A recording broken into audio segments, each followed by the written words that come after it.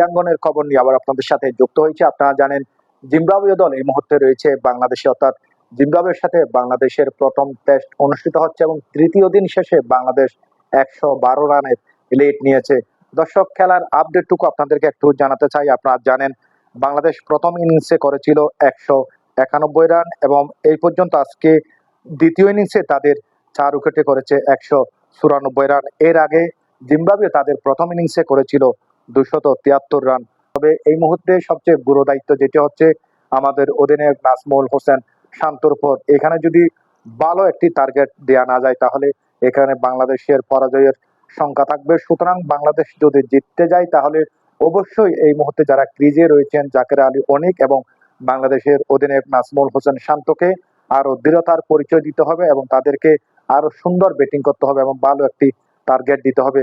দর্শক, কালকে চতুর্থ দিনের খেলা শুরু হবে। এই পর্যন্ত আজকের আপডেট। দর্শক, ভালো থাকবেন, সুস্থ থাকবেন।